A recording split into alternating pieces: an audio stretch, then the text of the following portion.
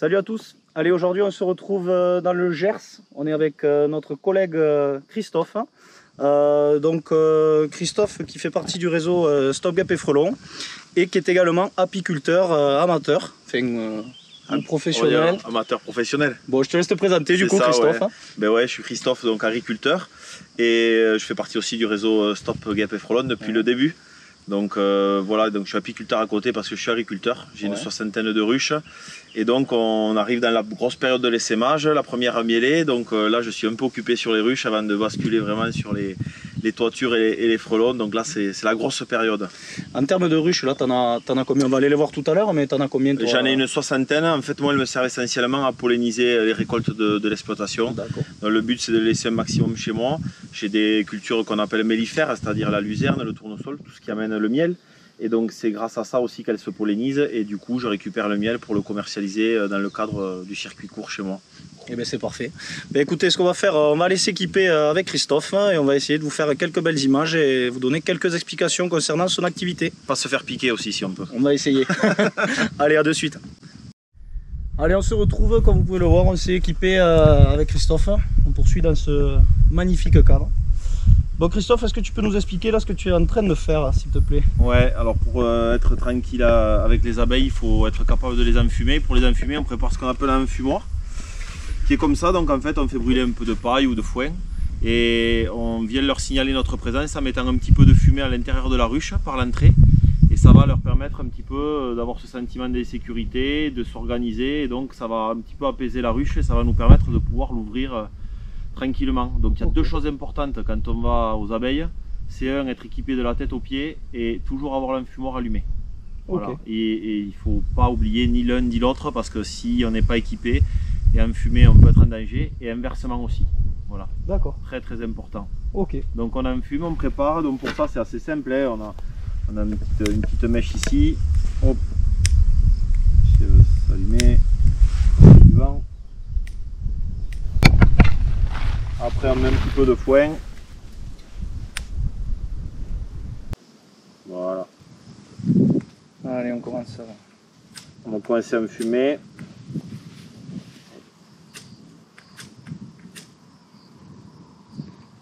Voilà, petit à petit.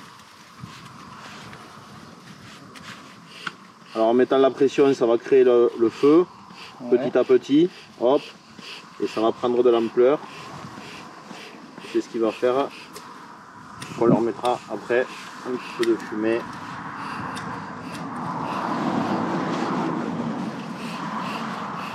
Bon, ça marche pas toujours au premier coup, il faut être... En plus t'es pas aidé, il y a un petit peu de vent aujourd'hui. Pas aidé par le vent. C'est vrai que...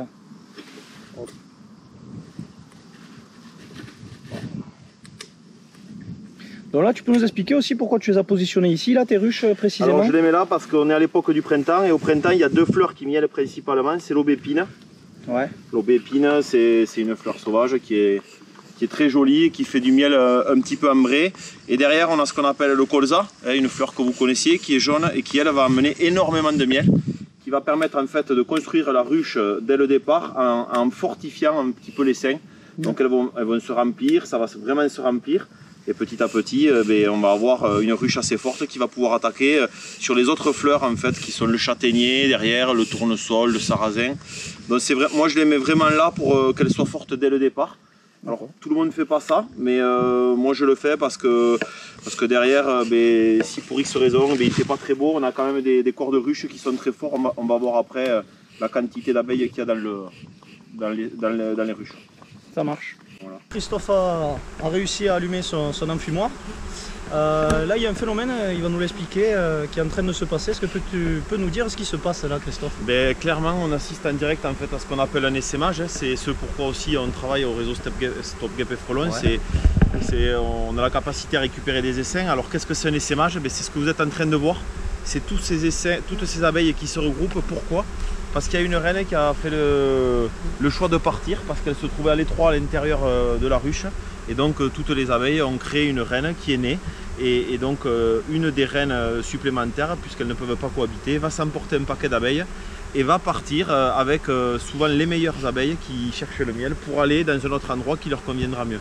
Et donc là on assiste en fait à un phénomène qui est l'essaimage, donc ces abeilles là quittent la ruche. Vous voyez, ça tourbillonne, vraiment c'est impressionnant, je ne sais pas si on le verra à la vidéo, mais ça tourbillonne partout. Hein. Elles se regroupent et donc là on a la chance de l'assister en direct, donc en direct on a ici un essaimage, hop. Donc on va voir, ici on a la grappe, hop, juste là, si vous montrer.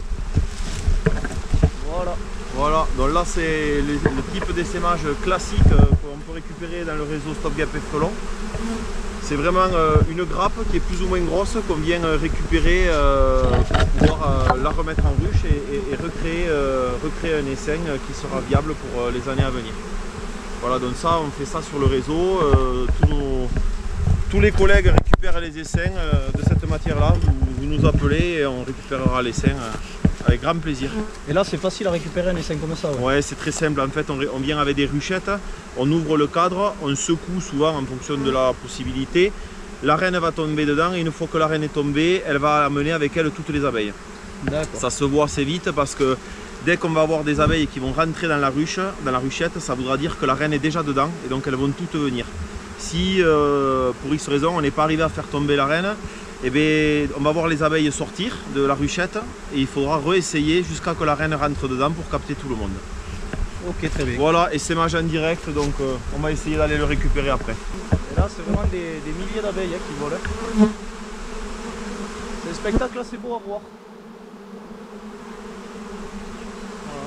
J'en ai même une qui vient faire coucou à la caméra. Et vous voyez là l'essaimage il se fait alors qu'on a les ruches juste à côté. Voilà. Voilà, donc on se retrouve avec Christophe. Donc là Christophe, qu'est-ce que tu vas faire hein? Mais là on va ouvrir une ruche. Bon, tu peux voir, tu vois Thibaut, que là, celle-là elle est assez active, il y a beaucoup d'abeilles devant, donc elles sont en train de bosser, ça bosse dur. Donc là déjà on va leur dire qu'on est là, donc c'est ce que je disais tout à l'heure, hein. On va mettre un petit peu de fumée à l'entrée pour les prévenir. Voilà. Donc petit à petit, tu vois, elles comprennent. On sent qu'il y a une agitation qui se crée. Il y a une agitation, ouais, mais c'est clair. Voilà. Donc voilà, donc on les prévient. Et là on est, si tu veux, en capacité maintenant de pouvoir ouvrir la ruche.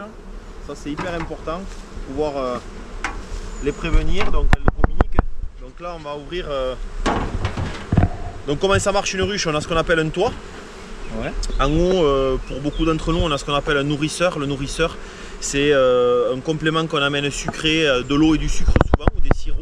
Quand elles ont des périodes difficiles, eh bien, on peut leur mettre un petit peu pour les accompagner.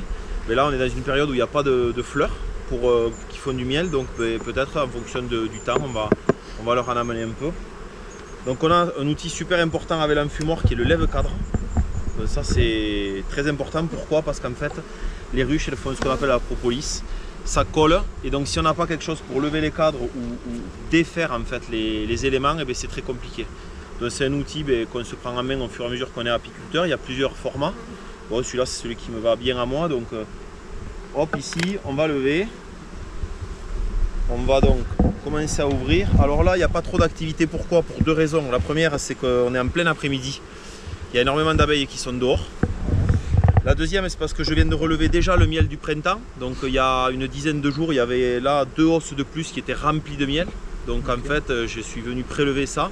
Et donc là, elles rattaquent un cycle où elles vont reconstruire ici ce qu'on appelle dans une hausse. Donc la hausse, c'est le seul endroit où est-ce qu'on va prélever le miel de la ruche. C'est-à-dire que vous allez voir après, là on a le corps. Le corps, jamais on touche au miel qu'il y a dans le corps. Voilà, le but c'est vraiment aller chercher le miel qui est en plus de ce qu'elles ont besoin. Donc là on a une hausse. Donc une hausse, comment ça marche? On a des cadres de hausse ici. Donc là vous voyez, par exemple, je vais vous en sortir un. Donc, la première chose qu'elles font, c'est qu'elles construisent. Donc là elles construisent toutes les aspérités que vous voyez là. Tout ça c'est elles qui le bâtissent à partir d'une feuille en cire en fait. Et là vous voyez, c'est un petit peu luisant, je ne sais pas si tu vois Thibaut.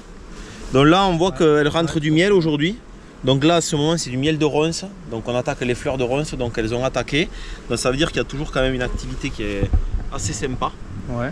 Et donc là ça bosse, ça rentre. Donc tu dois avoir les meilleurs qui sont dehors en train d'aller chercher.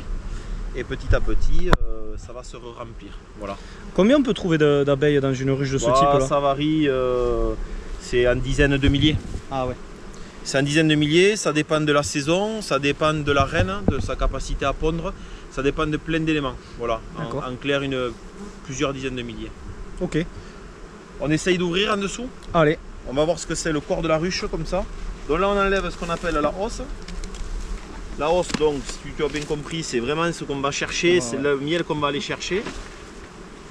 Voilà. Ça c'est les réserves qu'on leur laisse. Voilà. Et là on va rentrer dans la maison en fait. La maison, alors ça s'appelle une grille à reine.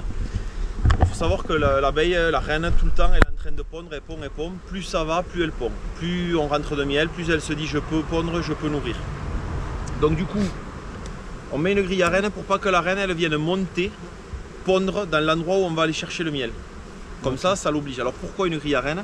C'est-à-dire que tu as juste le trou qu'il faut pour que l'abeille passe, mais pas la reine. Parce que la reine est un peu plus grosse.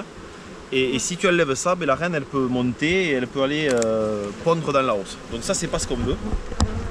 Donc du coup, on met une grille à reine. Donc là on est dans le corps de la ruche. Alors le corps de la ruche, tu vois, on va remettre un petit peu de... Donc tu peux venir regarder au-dessus, tu vas voir un petit peu le travail qui se fait là, au niveau de... Tu vois, un peu comment c'est organisé. Donc on a les cadres de rive, les cadres du milieu. Donc on a, ça dépend les ruches, mais une dizaine de cadres dans un corps de ruche. D'accord. Donc pour pas les embêter au départ, en principe, la très grande majorité du temps, la reine, elle commence à pondre au milieu par rapport à l'inertie, à la chaleur, à tout ce qui se passe dans une ruche. Et petit à petit, elle va développer ce qu'on appelle le couvain. Le couvain, on va le voir, donc on va commencer à l'ouvrir. Le couvain, c'est vraiment l'endroit où il y a les œufs. Donc là, on va enlever une première rive. Donc sur les rives, ici, c'est là qu'elles vont stocker le miel pour le couvain, pour les œufs. D'accord. De là, tu vois, elles sont en train de remplir. Tu vois ce qui luit? Ouais, tout à donc fait. ça, c'est le miel qu'elles sont en train de rentrer. Et ça, c'est le miel qu'elles ont déjà rentré, qui est operculé. Quand il est operculé, c'est qu'il est prêt à conserver, tu vois. Donc là, ce qu'elles font, en fait, eh bien, quand c'est operculé, elles viennent se le chercher à la demande. Voilà. Donc là, dès qu'elles vont finir, crac, tu vas voir tout ça et ça va faire un cadre qui est totalement operculé. Et là, est-ce qu'on a une possibilité, une chance d'apercevoir la reine, ou vraiment la différence de taille est quand même trop infime pour pouvoir l'apercevoir? Non, on peut la trouver. Alors pour se faciliter, en fonction des années, chaque reine a une couleur en fonction de l'âge. D'accord. Donc là, sur la ruche qu'on a ouverte, on est sur une année de 2000, je pense 2021 ou 2020. Donc on devrait censé avoir la couleur verte, je pense. Donc on va regarder si on voit apparaître rapidement. Alors voilà, donc là tu vois c'est une ruche, c'est un essaim qui est assez fort, parce que là c'est pas du miel operculé, ce sont les œufs. Donc on est déjà en situation d'œuf. Donc ici par exemple, si j'ouvre, tu vois, il y a une larve là. Tu vois cette larve? Ouais, c'est plus du miel. C'est pas du miel, ça c'est la larve. Okay. Donc ça c'est des larves, cette couleur, ça s'appelle du couvain operculé. Donc ce couvain operculé, ce sont toutes les futures abeilles qui vont naître. Et c'est là que pond la reine pour faire un œuf. Les autres vont venir la nourrir, elles vont naître et cycliquement elles vont prendre le relais systématiquement. Si on va un peu plus loin au milieu, on va essayer de voir si on peut la trouver.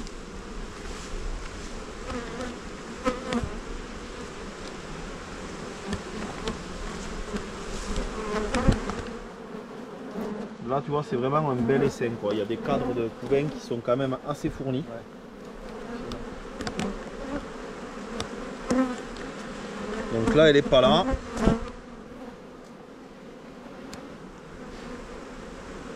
Je voudrais essayer de te montrer des œufs frais. Si j'en trouve. Là tout est plein. C'est peut-être pour ça qu'elle s'est barrée d'ailleurs. Et ça met combien de temps à éclore à partir du moment où l'œuf a été pondu par la reine? Alors j'ai plus en tête, mais je crois que c'est ou 12 ou 18 jours, il me semble que c'est 12 jours. C'est quand même rapide. C'est rapide, ouais. Ah, c'est quand même rapide.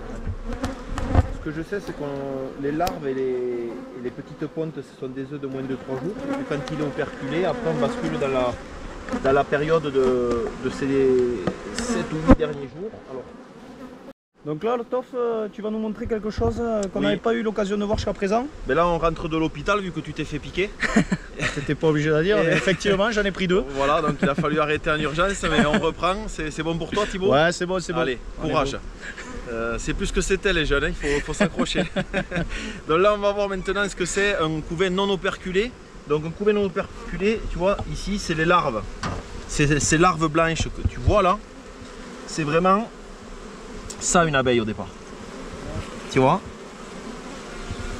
Alors je peux pas la sortir, mais là je pense que tu vois bien Ouais, on le voit très bien. un petit peu ce que J'espère c'est. qu'on le verra à l'image, mais Voilà. oui, effectivement. Et donc ça va se fermer et c'est là qu'on va avoir un couvain operculé qui va peut-être devenir une abeille. Voilà. Allez, on essaye encore d'en ouvrir un ou deux cadres de plus, voir si on trouve la reine. Et sinon, on va basculer.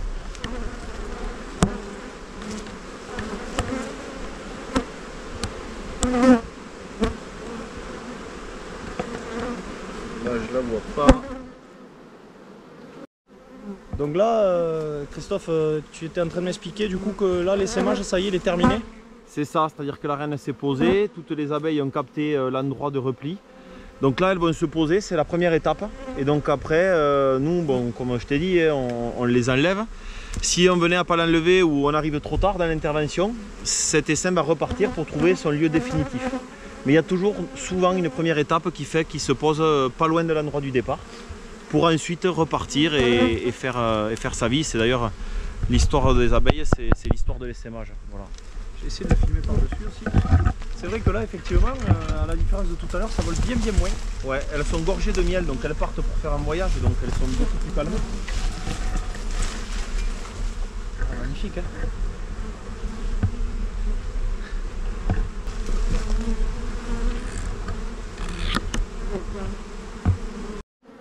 Allez, Christophe, tu peux nous montrer, nous expliquer ce que tu vois sur ce cadre-là Oui, mais donc après être revenu une seconde fois de l'hôpital, on peut rattaquer le travail sur les ruches.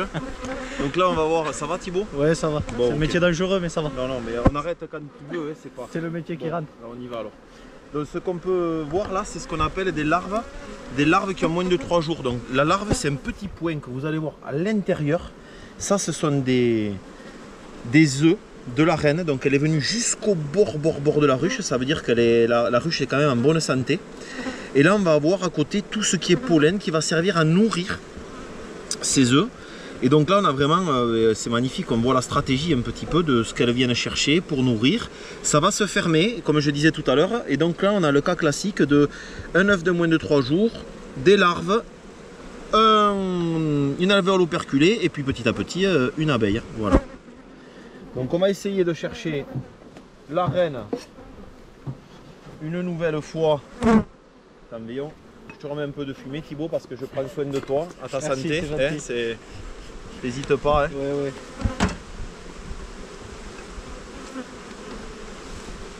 Voilà, là tu vois, c'est joli. On a vraiment C'est vrai que beaucoup de... Beaucoup d'abeilles. Alors il faut être vigilant parce que quand on manipule les cadres, on peut avoir la reine dedans et il faut essayer de ne pas l'attraper. Alors là, on aperçoit aussi, tu vois, des individus qui sont quand même un peu plus gros Voilà. que les abeilles. Donc ça c'est les Tu peux bourdons, en parler? c'est des faux bourdons qu'on appelle. Hein. Ouais, le C'est ce voilà. qui sert à faire féconder la reine. Donc il y en a parfois dans certaines ruches. Et donc eux ils bossent pas trop, hein. C'est pas leur job. Allez, Allez, donc on va voir le dernier cadre, on est en bout. c'est bien qu'on a... La voilà. Tu l'as? Ouais, Ah, nickel. la voilà. Elle est là la reine.